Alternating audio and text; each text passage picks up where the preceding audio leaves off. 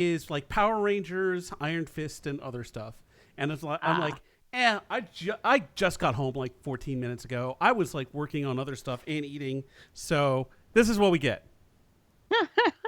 This is what you get, internet. You're just gonna have to have Power Rangers again. Deal with Yeah, it. you get me, Jonathan, And me, Lauren.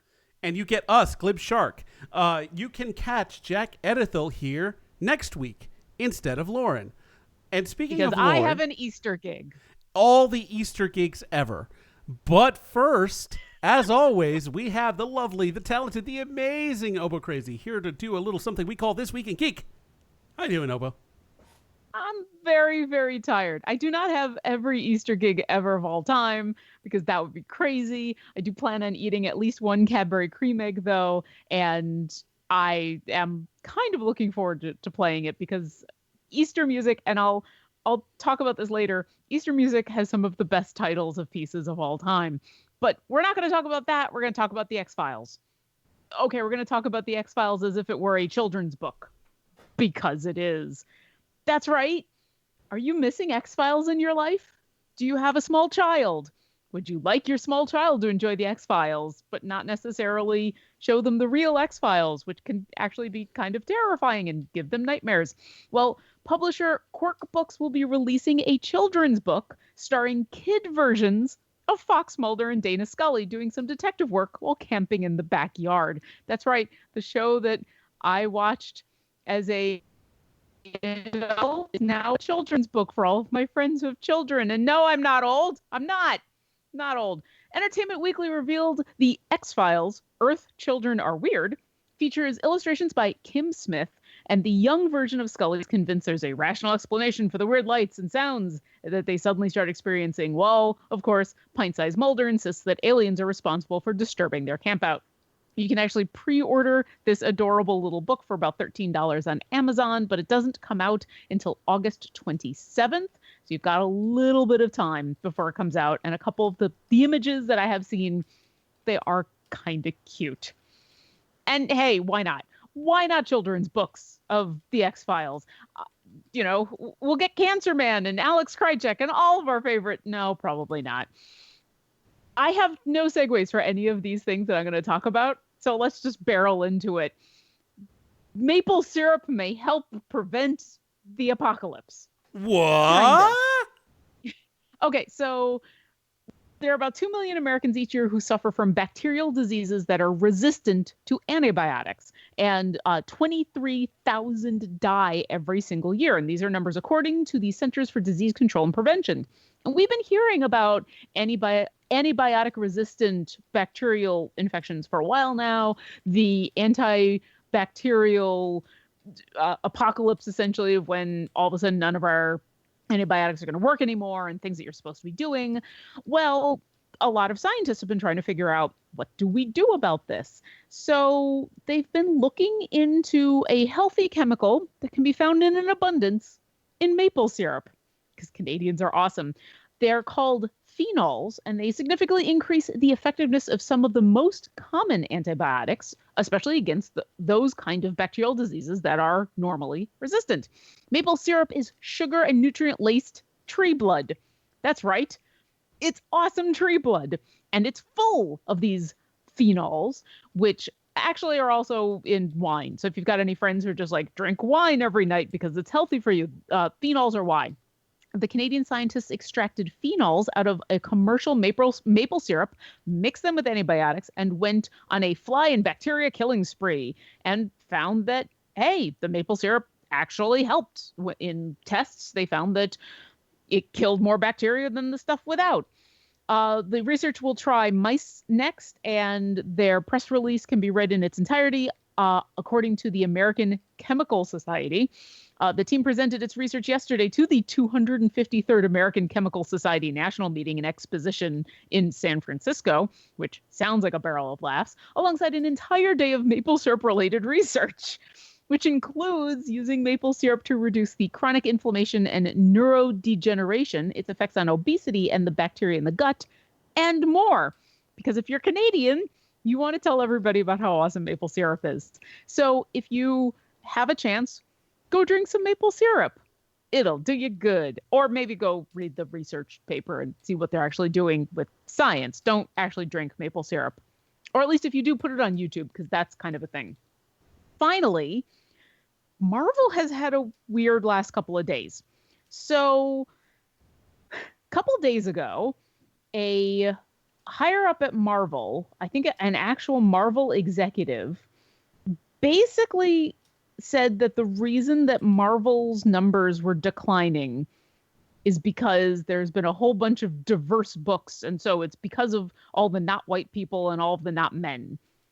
Marvel's vice president of sales, in fact, David Gabriel, he basically said that what we heard is that people didn't want any more diversity. We saw the sales of any character that was diverse, any character that was new, our female characters, anything that was not a core Marvel character, people were turning their nose up against. Now, all of Marvel's books have been lagging a bit. There have been a steady decline for some time now, but it's basically across the board, whether it's a straight white guy or not.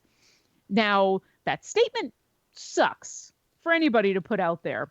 It sucks especially to put that out there a couple of days before the 2017 Hugo Awards, which are basically the Oscars for sci-fi and fantasy writing. Those finalists were just announced, and the Black Panther and Miss Marvel series were both nominated for Best Graphic Story. That's right. Two of the reasons that the vice president of sales thinks that Marvel isn't doing well are the reasons that the Hugo Awards think that they're awesome. So I don't know what you could really do about this. Obviously, if they're going to get critical acclaim, that's going to help, but unless people are buying the books, there's not much you can do. Definitely go out to your local comic book store and pick up these collections. They're obviously awesome because the Hugo Awards are basically are nominating them for their most prestigious awards. And I think it's time that a lot of us put our money where our mouth is. We all want to see not the same people doing the same stuff over and over and over again. We want to see a diverse cast of characters in all ways, shapes, and forms. And money is the only thing that people who are actually making things are interested in. So go and prove the vice president of sales wrong. Go and buy a Black Panther book or a Ms. Marvel book because they're awesome. And also because you want to support diversity. That's all for This Week in Geek. I'm Obo Crazy, and excuse me, I have to go drink some maple syrup.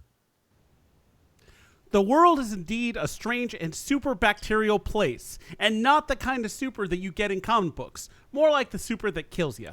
But if you have a fact that you want read live and on the air, hit up Obo Crazy on Twitter at obocrazy.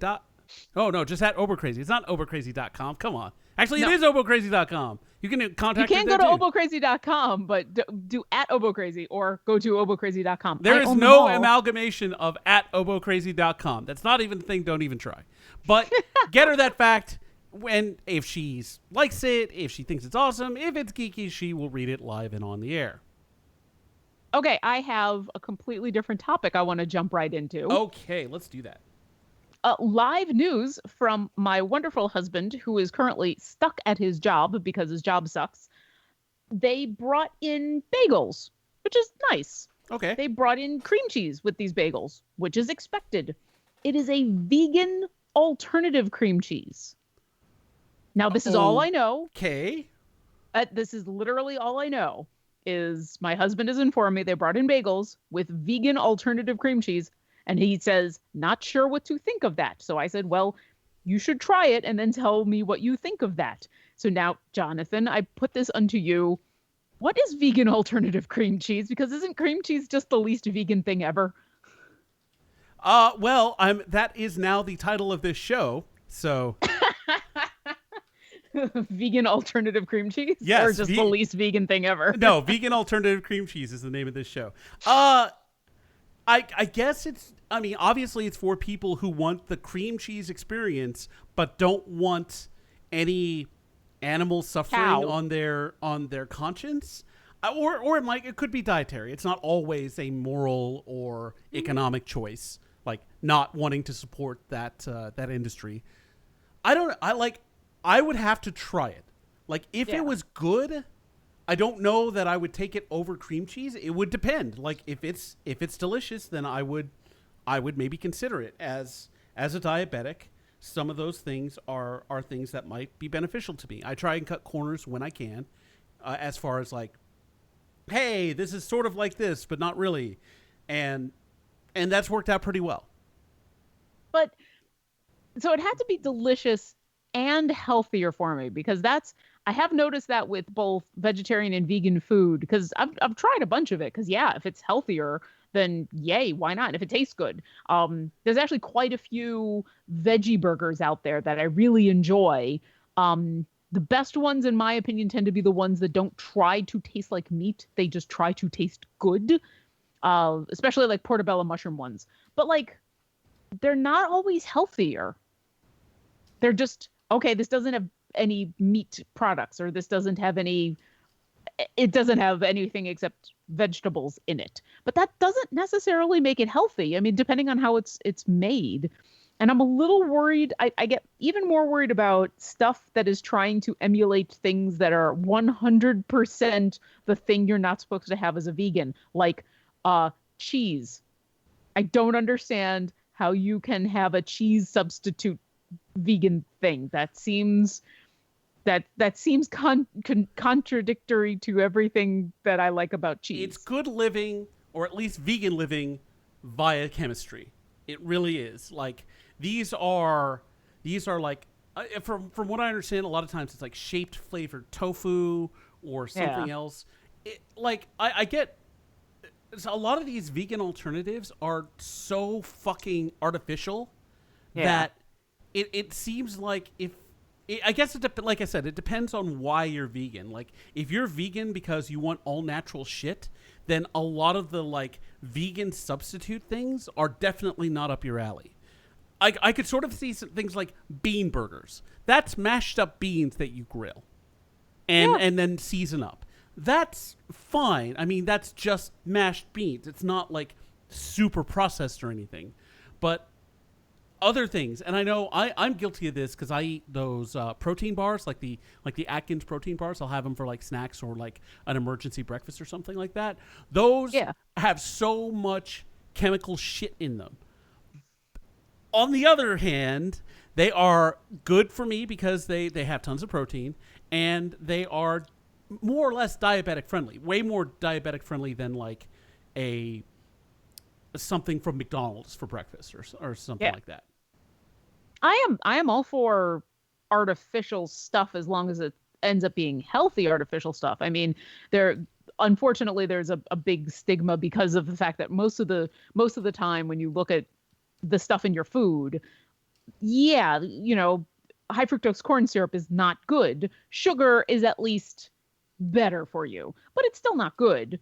I'm totally for artificial everything as long as it's healthy and good for me. I'm totally 100% for they were doing those experiments where they were growing meat in a lab.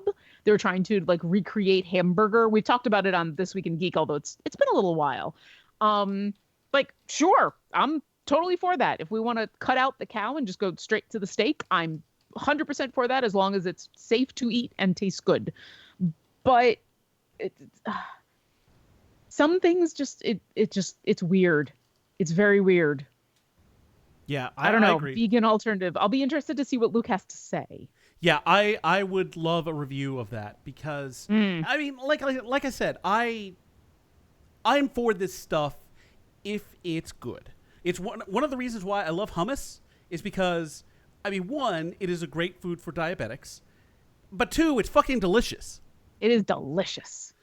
And there's lots of different ways you can go about it. Like, carrots aren't great for me, but I could have celery with it. I could have other peppers. Peppers are really good to have with hummus for me. I know I'm talking about this diet, and I have actually been really bad about it. So, medical history of Jonathan real quick, or the recent medical history. It turns out some of the means by which you can control your diabetes are too good.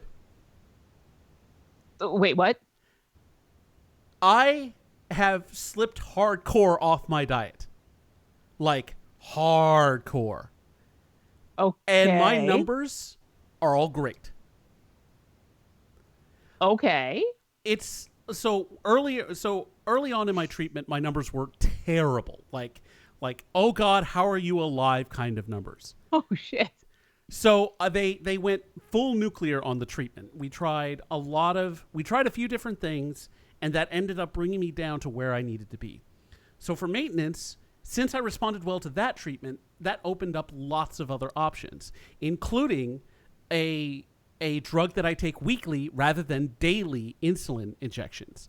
And so I've been doing that for probably 2 months now, and it's really, really good. Like I kind of freak out when I take that weekly injection, but like the other stuff that I'm taking, it has controlled things really well. So I can have a meal like I just had, a burger and fries, which is so not a diabetic meal. So not. It's and not tomorrow, really a meal for anybody. No, in it's not any a meal health for plan. anyone. But tomorrow, my blood sugars are going to be just fine. And I love modern science. modern science is amazing. That said, I should probably stay on my diet for just normal diet reasons, like not just the diabetic ones, but the just, hey, don't be fat reasons. So, and I am working on it. I am trying to drop a little bit of weight for RTX. I do plan on cosplaying at RTX. I will let people know closer to the day. But that Saturday before... I should be able to be wandering around with the costume, which hopefully we will have Dungeons and Dragons Drunks later that night. But this costume doesn't have anything to do with Dungeons and Dragons and Drunks. It's actually an Overwatch costume. Very cool. I'll be looking forward to that. I'm also on the I would like to lose weight to not be fat gravy train. Haha.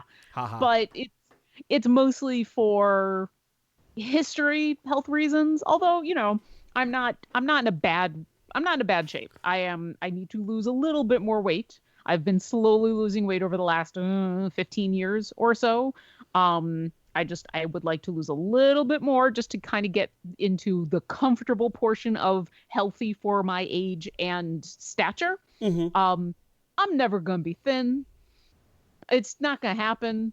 I look at my family and my family history. I look at my history. I'm never going to be Callista Flockhart, and that's okay. I don't mind, but I want to be healthy, and Right. I'm so close. I am so super close to being in the healthy weight range. And so I'm doing lots of treadmill. Yeah. One of the things that I think a lot of people miss about diets is how important diets are. Like, I fall into this fallacy all the time. I actually just did with the said burger and fries.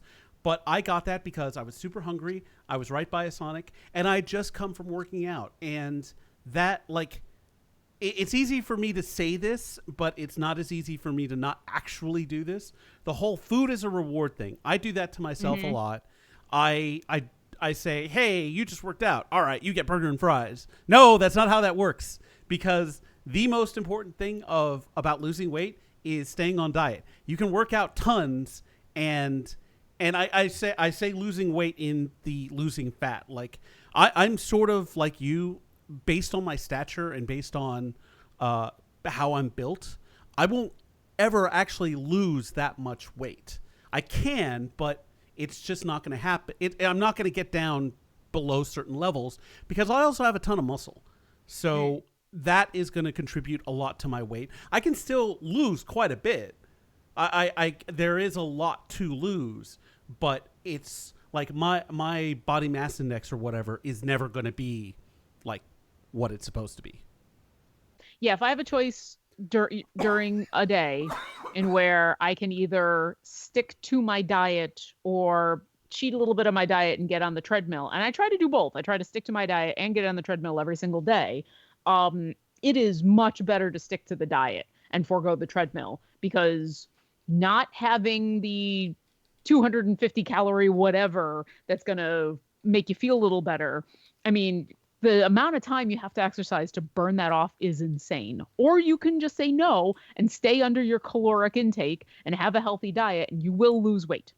That I have empirically proven that. Now I've been getting on the treadmill and doing exercises to help encourage the weight gain in certain places and also to tone up a little bit. Uh, I'm I'm old. I ain't gonna be gaining a lot of muscle mass, but if I can sculpt a little bit, that would be nice. So we'll see what happens. I've been able to get off of the food as a reward thing. My problem is the 6 o'clock and after. My problem is I get home and if I'm busy, if I'm doing things, I'm 100% okay. But when it gets to the point of the day that I actually get to relax a little bit or sit or anything, the moment that I'm just relaxing, or especially if I'm relaxing by watching silly YouTube videos or, the few times that I actually sit down to watch like a show, that's when I want something to eat. That's when I want munchies while I'm watching things. And that can be super dangerous because I also have a giant stomach that has no limits. And Luke has rarely seen me go all out on food because I could eat us out of house and home.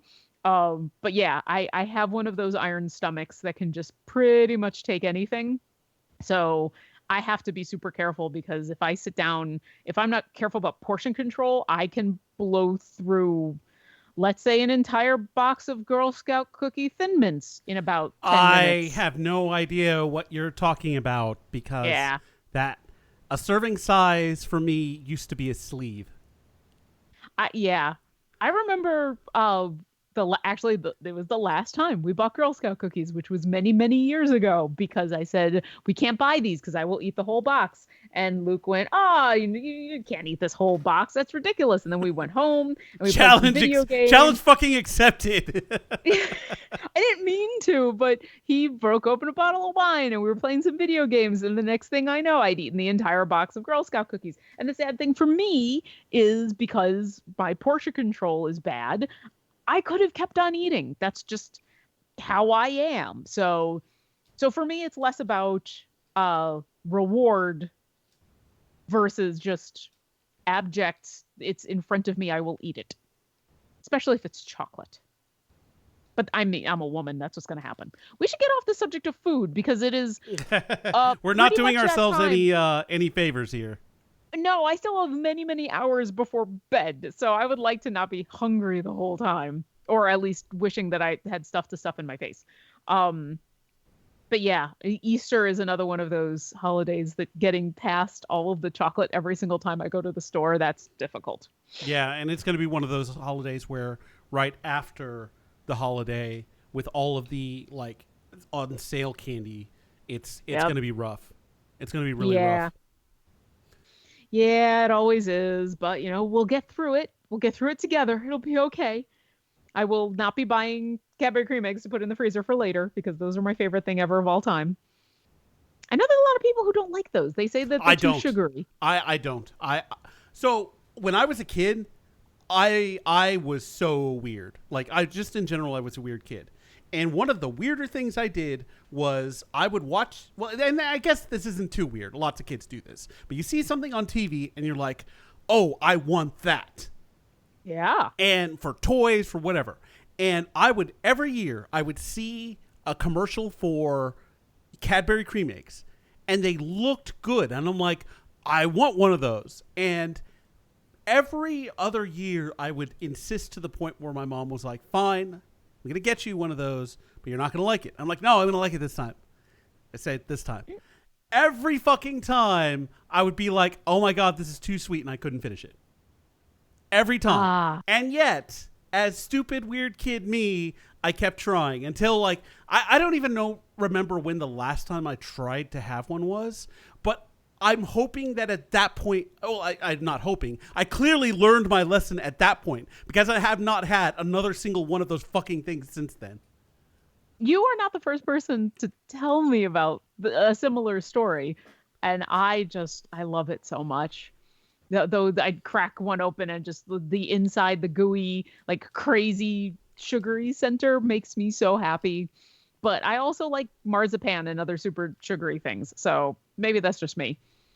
I had a friend once who baked me a cake that included Cadbury cream eggs in it. And it was I think, people got diabetes just looking at the cake. It was that sugary, and it was my favorite thing ever of all time. She actually like took the interior of a whole bunch of Cadbury cream eggs and cooked them into the cake, and then put a whole bunch of, they make those little tiny ones, which I don't understand why you would do that, because there's less of the sugary stuff. I want yolk. Just get rid of the chocolate and just give me like a tub of the. We're supposed to get off of food, and I've failed miserably. Yeah, at we this. failed pretty fucking miserably. Yeah. When is Easter? I can look this up. 15th. I can have it right here. It's the 16th of April. It is actually at a reasonable time this year. Yeah, so for those who have watched the show before, you may remember that I had lost my wallet during a screening of Logan, and when I went back to go try and find my wallet at the movie theater, I said a little thing to God saying, "Hey, if I find my wallet, then I will go to Easter Mass." So that's in 2 weeks, or actually a week from Sunday, I think. It's coming up. Yep.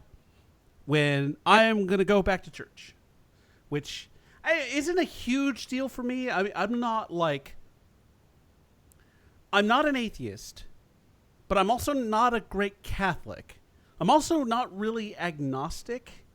I'm sort of nebulous in my beliefs in divinity, but regardless, I have not been to church in a long time. So this is going to be the first in a while.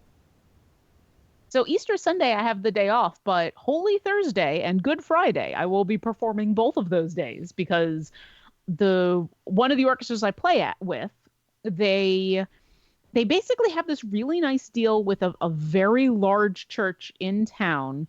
It's one of those churches that's like a church and community center, and they're one of their main, I mean, I guess it would be where they actually hold church services, but it almost looks more like a small concert hall.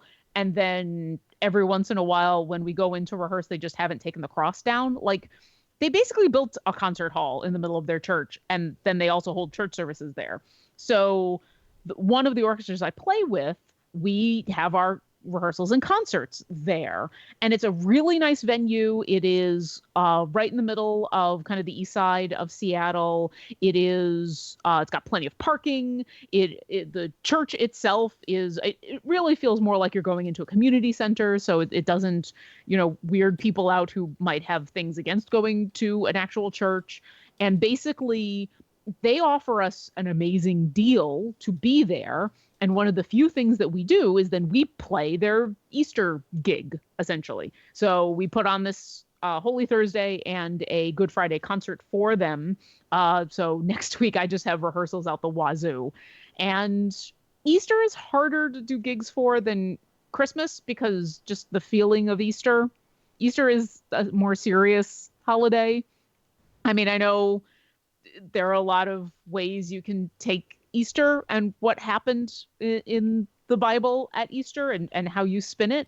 But I've always enjoyed Christmas a lot more as a gigging musician who is being contracted to play for a church, because Christmas just tends to have a very warm and joyful and peace on earth, goodwill towards men vibe, while Easter can be harsh. So it's going to be an interesting couple of days, but that's my life. We'll be playing some of the Saint-Saëns organ sonata or organ concerto, because that's what everybody plays when you're in a church, is you play organ music, and that is actually a really cool piece. So any chance to play that makes me pretty happy. Also, I get to tell everybody that despite the fact that I'm Jewish, I know what Holy Thursday and Good Friday is, which freaks people out tremendously. Is that really that obscure of a thing? I don't know if Holy it's obscure. Thursday might. Holy Thursday is definitely a deeper cut in Catholicism, but Good Friday seems like it at least be on the level of let's say Jewish holidays. I would think so too.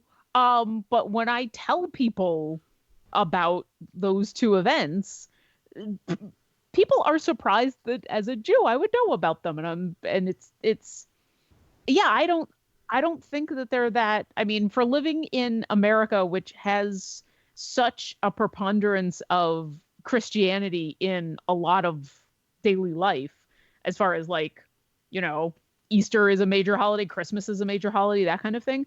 When I tell people about, oh, I'm doing this for Holy Thursday and Good Friday, people are like, oh, you know about those things? Yeah. Why wouldn't I? So, oh well. So that'll be my week next week. That's one of the reasons I won't be here next week, is because I will be rehearsing. Lots and lots of Easter music. I'll probably be giving into Cadbury cream eggs next week. So that's my week next week. You're going to Easter Sunday services, but are you doing anything else fun next week? No, I'm probably just gonna make. I might make a ham. Actually, that reminds me. A few years ago, Easter fell on April 20th, so it was /20. I posted a tweet, one of my favorite tweets ever, where I posted a picture of a ham and I said 420 glaze it. It's so stupid. And like I said, this was a few years ago, but I still remember the 420 glaze it because I'm all about lame jokes. Why not? That's fine. So every once in a while, although it won't happen again in my lifetime, Easter falls on my birthday. And it's happened a couple of times. Yes.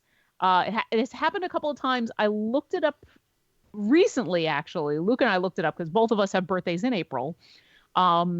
Easter won't, because of whatever crazy calendar reasons, it won't follow my birthday again pretty much in my lifetime. I think I'd have to live to 120 something in order to see that again. But it happened several times when I was young, and it sucks. Like, I'm not going to say that it's worse than having your birthday on Christmas Day, because I think that's got to super, super duper suck. But what's bad about having your birthday land on Easter is everyone gives you chocolate for your birthday. And even as a child, even as a admittedly fat child who could eat anything put in front of her, getting nothing but Easter candy for my birthday, I remember looking at the pile and the couple of Easter baskets and like the giant chocolate bunnies and going, this is crazy. This is way too much. I can't eat all of this. So yeah, those were interesting times. And I've had a couple of Easters that have fallen close to my birthday. My 30th birthday fell. My birthday was on the Saturday and then Easter was on the Sunday. And I do remember spending the day after my 30th birthday seeing 300 in the movie theater, in a very empty movie theater. Oh, wow. Yeah. I was slightly hungover and I needed to do something that day, and I wanted to see 300 and no one wanted to see it with me. So I went to the movies by myself, slightly hungover, and saw a whole bunch of oily men yelling for about 2 hours. It was great. Yeah, yelling, lots of blood, very Slow accurate motion. History. Such accurate history. It was amazing history. I'm now fluent in that whole time period. I should be a doctor. Why go to school? Why listen to experts? Just go see the movies. Everything in the movies. Everything in the movie is just true. fine, especially 300. Mm-hmm. I will say that I did enjoy that movie for what it was, and it's a shame that movie got Zack Snyder so much credit in Hollywood, because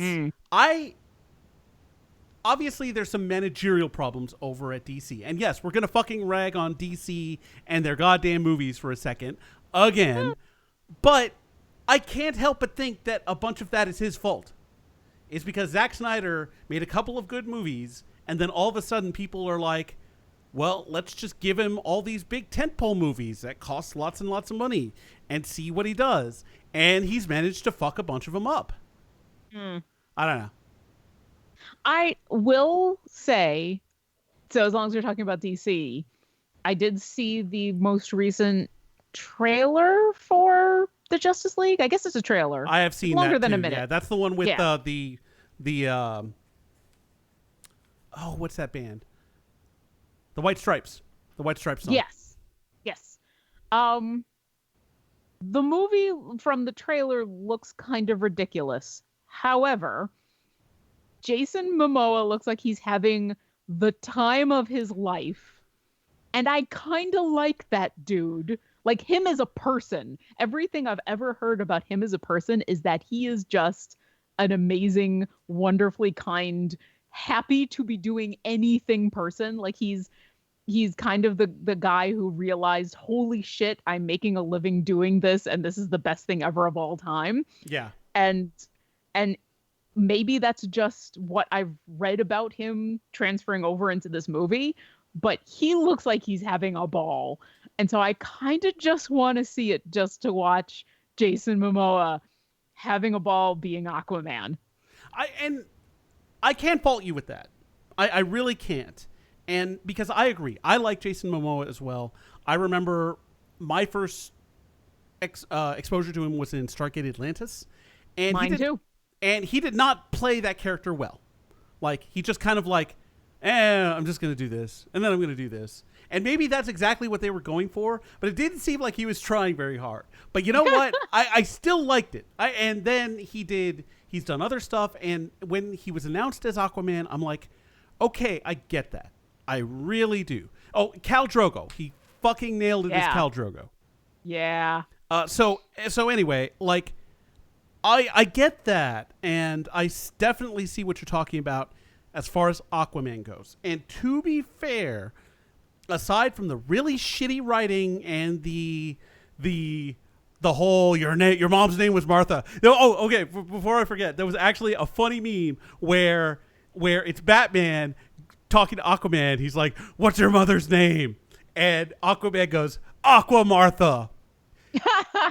And Batman's like, "We just became best friends." Of course. Of course. So I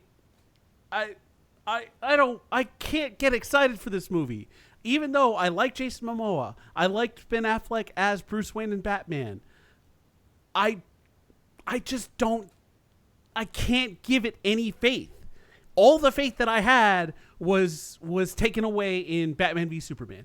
It really was. Yeah. And then it was further taken away just as far as like the DC extended universe or cinematic universe or whatever they're calling it.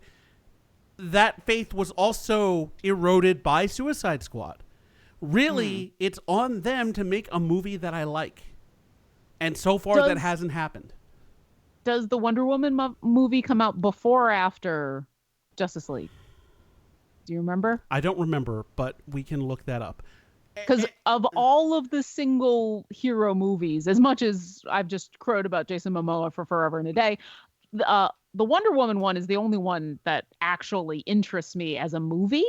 And I'm slightly optimistic from what I've seen so far. Okay, so Wonder Woman comes out June 2nd. Justice League comes out November 17th. End of the year. Right. Okay. So Wonder Woman does come out before that.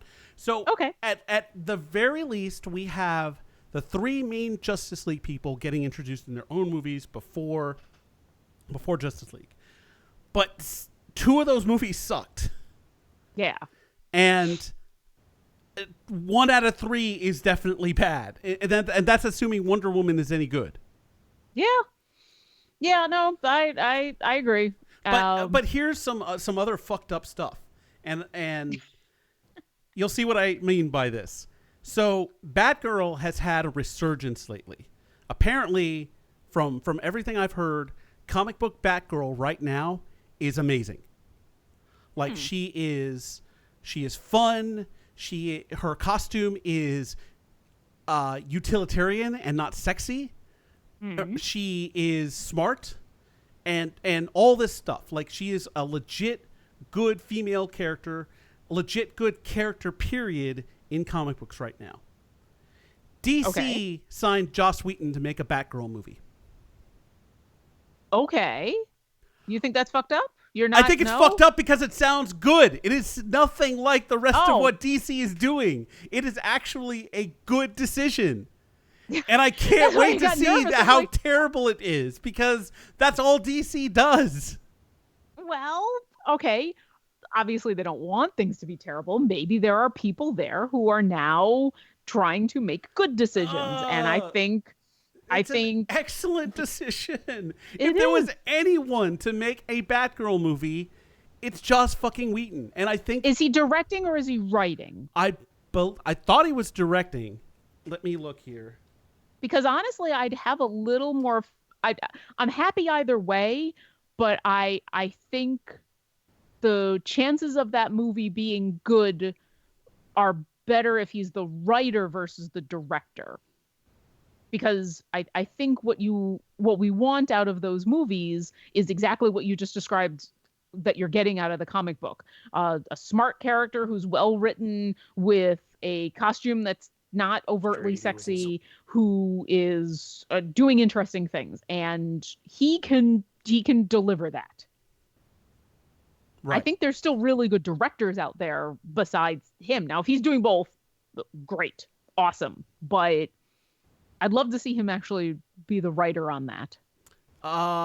According to this, last week Variety reported that Joss Whedon, the creator of Buffy the Vampire Slayer and director of 2 Avengers movies for Marvel, was, quote, nearing a deal to direct a solo Batgirl film for DC and Warner Brothers. So what's the deal? Neither Whedon nor the studio have confirmed that the movie will happen. Yeah. So apparently there's 2 different things going on. Variety reported one thing, and then DC and Joss Whedon are reporting another. So because they've probably not signed a deal yet. There's probably a lot of caveats on stuff like, who the writer is going to be, who the main actress is going to be, when is it going to happen. I mean, this sounds like it's super early talks, and where everybody involved is not allowed to say anything, and so are probably just denying everything until they can say yes. Right. So, which is SOP. Right. Oh well, that could be cool. It'd be interesting to see if that continues to be in the DC universe. I mean, it said standalone, but standalone just basically means it's not slated to be a trilogy or anything, but it'll be interesting to see if that changes and it turns into, she's, if they're really trying to go for the Marvel thing, then DC would hint at, well, also which Batgirl are they doing? Are we talking about Barbara Gordon? New 52 Barbara Gordon, New 52. Okay. Because like every other comic book character under the sun, there's 20 million versions. Right. I mean, there could be Barbara Gordon that's Oracle, Barbara Gordon that's Batgirl, one of the other Batgirls. And from what I understand, they want to go with the New 52 Barbara Gordon Batgirl. All right. Hey, listen, I'm still upset that the Spider-Man that they're gonna have that they had in the Marvel Cinematic Universe isn't Miles Morales. Yeah, I think that was a missed opportunity. I think we have had a ton of Peter Parker, and I think that would have been a great way for both Sony and Marvel to have Spider-Man, because Peter Parker could have stayed with Sony, but then Miles Morales could have come over, and he would have been the Spider-Man in the MCU. I think that was a big missed opportunity. That being said, I don't know the actor's name who actually ended up playing Spider-Man. He was fantastic. Tom Holland. Yes, he was. Thank you. He's British fantastic. As fuck. Well, he, like most British people, can put on an amazing American accent because that's what they do, is they act. Oh God, actors. I am not a Spider-Man fan. I've seen 1.5 of the movies, and now the latest Marvel movie with him in it. He was good enough, and that character was well written enough to make me interested in seeing this new Spider-Man movie that's coming out. I don't know if I'll go opening weekend, but we'll see. I will. And based on Tom Holland's performance in Civil War, and kind of how they want to treat that character, where they're putting him, like sort of parallel with the Avengers at first, I think that's good. I think it gives Spider-Man an opportunity to be Spider-Man, and that means he doesn't necessarily have to watch Uncle Ben die again.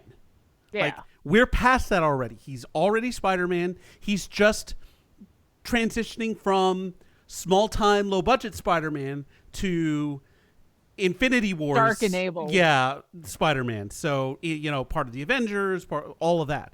So I'm looking forward to the movie because I think it'll be an interesting exploration of, okay, I rolled with the Avengers, some of them, and then I also fought against Avengers, some of them.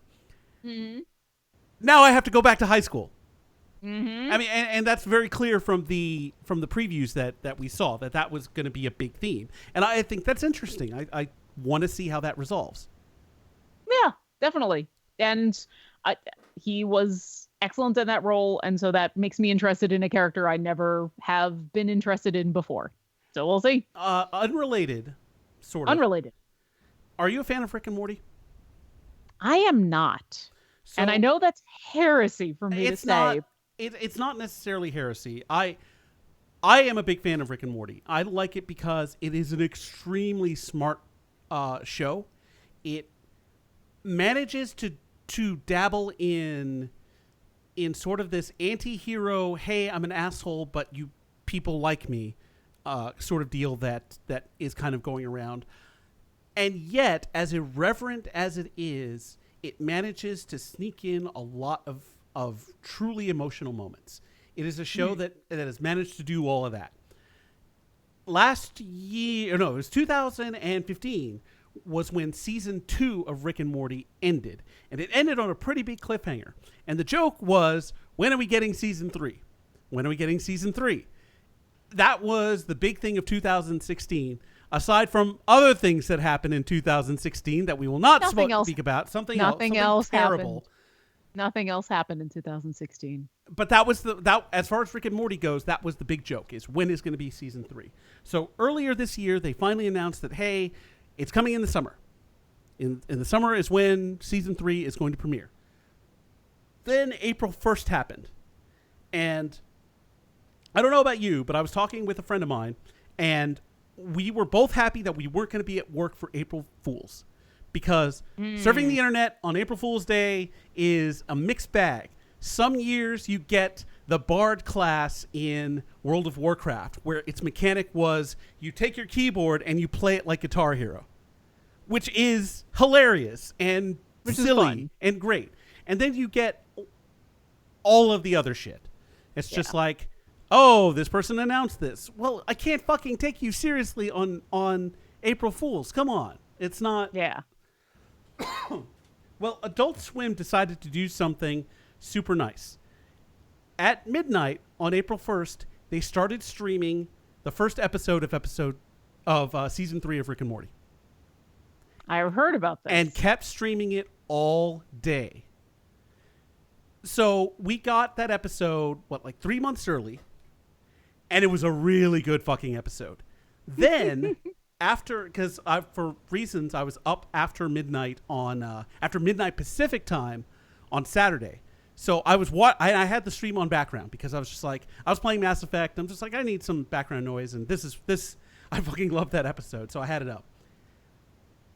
When it rolled back around, they did a marathon of season 1 and season 2, and after season 2, they played the season 3 premiere again, and it was because just why not? Because why not? And it was great. It was like Good Guy, Adult Swim / Cartoon Network, giving fans something that they had been asking for. And I think that was really awesome. That was the kind of April Fools that you want to have.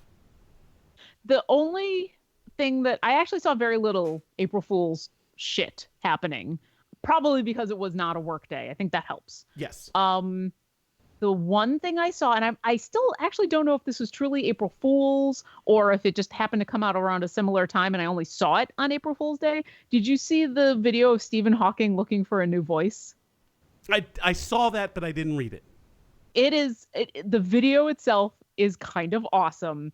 It is, I've just explained the entire premise in one statement. It's Stephen Hawking deciding that he's going to change his iconic voice to something new. And so it's him auditioning a whole bunch of new voices. And that's all I'm going to say, because if you haven't seen it, it's absolutely worth watching. It's very funny. It's a lot of very famous people making fun of themselves and their voices, which is always a joy. And as I said, I don't know if that's truly April Fool's. Because as I said, I saw it April 1st, but it might have actually come up beforehand, but it's definitely a video worth Googling to see because it is super duper funny. And it's it's a lot of really awesome people making fun of themselves in a very sweet way. And Stephen Hawking, who's just amazing.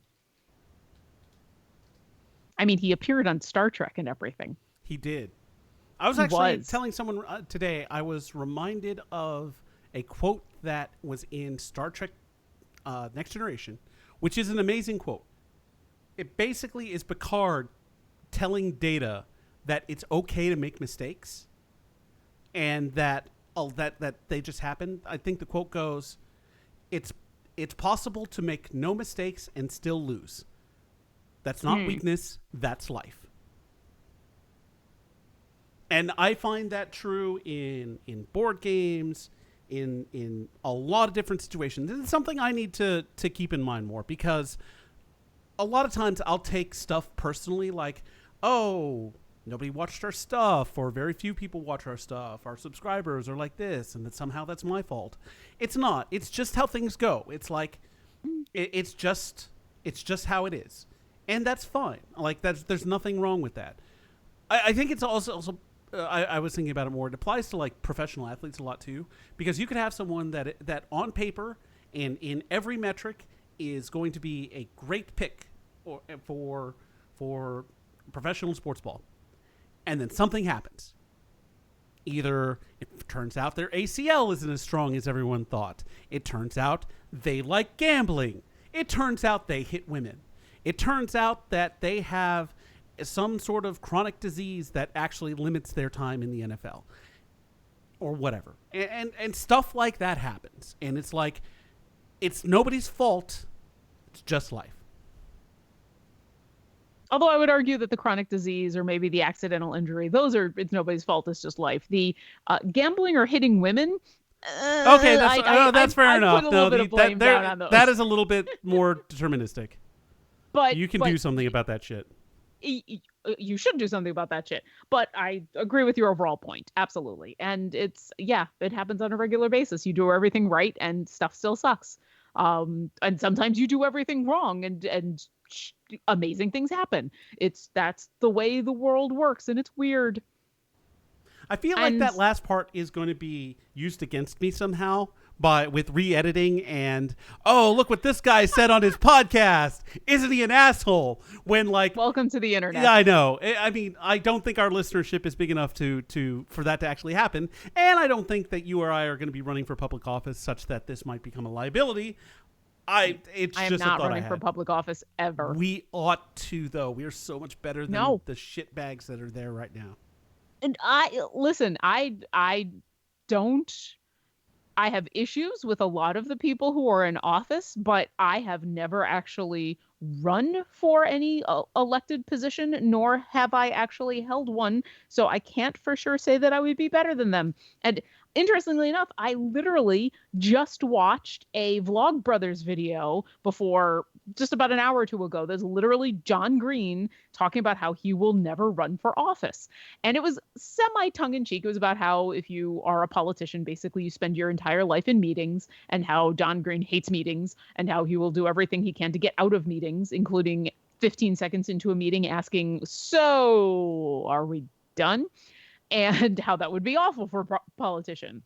And like most Vlogbrothers video, it had a cognizant point that you should watch the video and go see.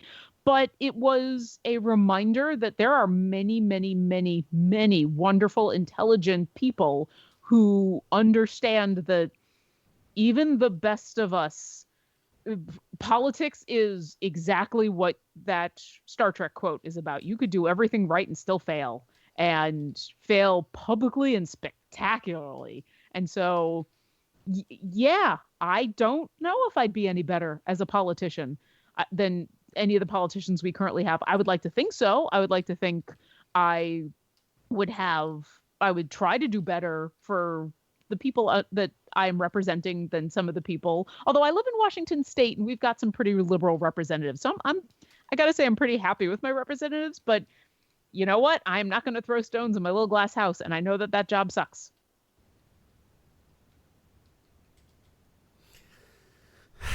I guess it's just tough to have empathy for those people sometimes. Uh Especially the ones sometimes. that decide, hey, we're gonna declare war on women's rights. Well, why? Because we're white men. Yeah. No, the moments that I stop having empathy are for the people who either want to vote against raising the minimum wage or and then give themselves a pay raise, or the moments in where they want to fight against universal health care while they have probably the best health care on the planet for the rest of their lives. So those are the hypocrisy moments that I get kind of pissed off about. But uh, that is politics. Oh God, we started with overeating and we ended with politics. What does that say about us? I think we should end on something else, and I can't for the life of me think of what that could be, except Mass Effect Andromeda has been interesting as fuck. Although I do have notions about several story bits, and I don't know because I haven't gotten into spoilers, and I'm not going to say exactly what these notions are because again, spoilers, they could be right. But Thank you. there was something that I when I first started up the game and played through a bit, I'm like, I think this is like that. And I just got to a point where and then that was confirmed ish when I was running around collecting like data pads and audio logs and stuff. And then it was confirmed for me in a bit I just played. So I'm wondering what other notions I have, and I have a couple more, are Hmm. correct. And Hmm. the problem is if I am correct, then that would have made Andromeda a really bad game. Because you figured it out, or you would be unhappy with those results. Because both, I would have figured it out, and it would have been, uh, Uh, it would have been because of those results, because of lazy storytelling. See, I'd like to think. Okay, so the second half of that you're unhappy with the results. Yeah, I totally get that. I don't necessarily think you figuring out what's going on is automatically a bad thing. I could say that that's good writing and good foreshadowing, and you being smart enough to put the dots together. That if it was a story beat that was totally out of left field that didn't make any sense as far as the progression and the plot, that'd be bad. But if they're laying out clues and you've been able to put them together into a cognizant picture of what's going on, I don't necessarily think that's a bad thing. I think that could be good writing and you being smart. But if what you think is happening is something you are unhappy with, that's a different story. I will say, and you can tell me whether it's tiny little mild spoiler thing. After months of avoiding all kinds of coverage of this game and having now played it for a little while, not very long, and still avoiding spoilers of all things, today I intentionally went and looked up something that could be a spoiler. And it was prompted by basically something else that I saw on the internet that made me reconsider uh, whether I wanted to know whether the character I was thinking about romancing was a romance option. Because I saw an article that was basically about the issues. It was about some of the patches that are happening in the next drop from BioWare for Andromeda on a whole bunch of different of changes and things. And apparently, some of them included expanding the options for some of the male-male relationships. And I didn't read any further in that article because I didn't want to be terribly spoiled. And I walked away and I said, wait a second.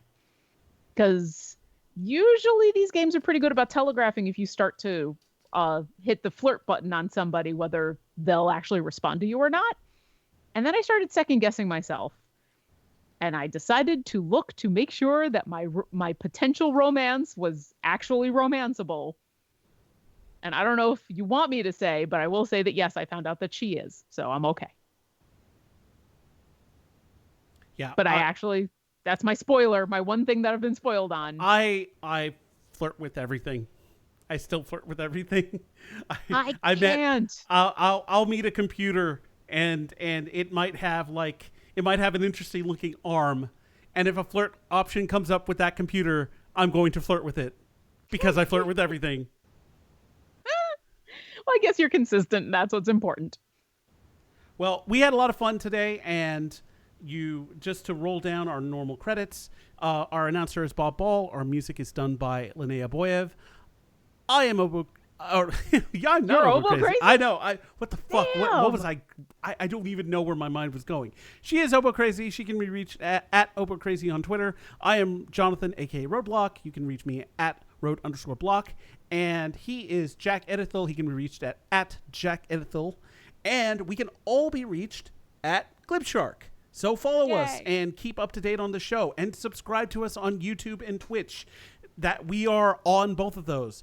We stream on Twitch and we have streaming days sometimes. We'll stream. I mean, I would imagine that at some point coming up, we're going to stream some Mass Effect multiplayer again. I really want to do that. And I would like to get far enough in the game to be able to do that, yes. And then we also, those videos end up on YouTube. I am not being super concise right now, so I will go ahead and stop.